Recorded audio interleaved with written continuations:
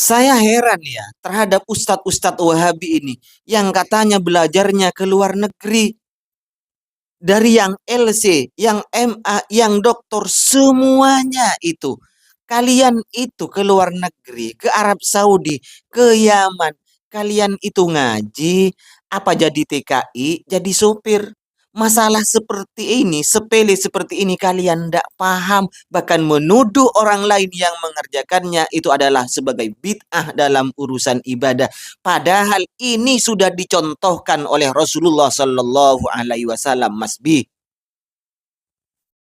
Maka nggak ada yang namanya imsak ya 10 menit 15 menit sebelum masuk waktu adzan subuh, nggak ada ya. Itu menyelisihi sunnah, bahkan termasuk bid'ah dalam agama. Assalamualaikum warahmatullahi wabarakatuh. Alhamdulillahi ala lin'am wa syukru lahu ala ilham. Wassalatu wassalamu ala sayyidina Muhammadin asyrafil anam wa ala alihi wa sahbihi as-sadatil a'lam, amma ba'du. Sahabat-sahabat Aswaja, seluruh subscriber, para penonton, dan warga Nahdien semuanya dimanapun berada, semoga Allah Subhanahu wa Ta'ala senantiasa memberikan rahmatnya, taufiknya, hidayahnya, maufirahnya, memberikan kelancaran rezeki dan kesehatan kepada kita semua. Amin. Allahumma amin. Saya heran sama ustadz-ustadz Wahabi ini semuanya. Ini yang katanya belajarnya ke Arab Saudi, belajarnya ke luar negeri, yang sudah jamaahnya membanggakan gelarnya dari S1, S2-nya, S3-nya, dari LC, MA, dan doktornya ini yang dibangga-banggakan oleh jamaahnya. Saya heran sebenarnya, kalian itu ke luar negeri jadi TKI apa ngaji? Apa ngajinya hanya sebatas di emper-emperan masjid seperti itu? Atau malah jadi supir di sana? Bukannya belajar.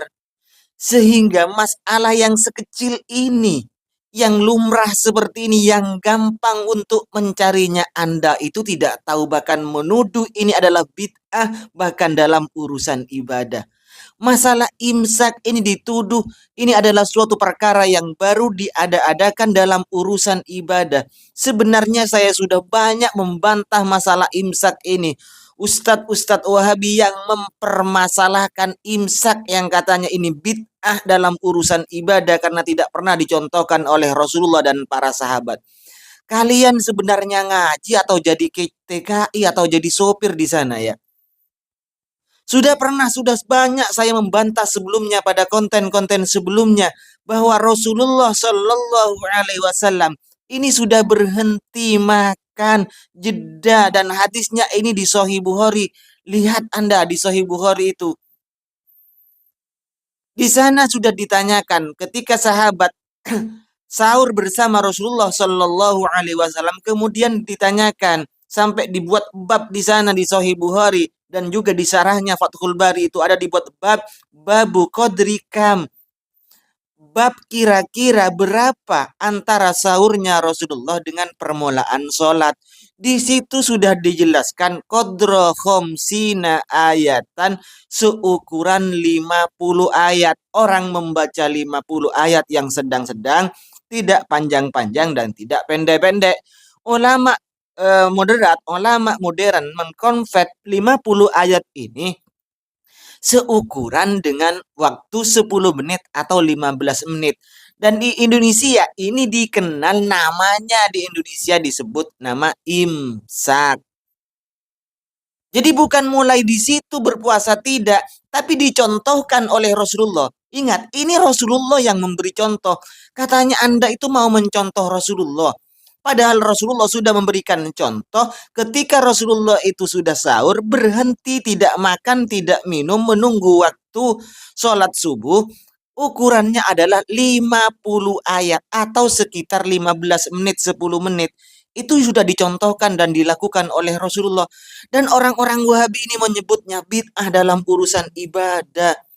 Anda akan mengatakan bid'ah terhadap Rasulullah yang memberikan contoh jeda, tidak makan, tidak minum.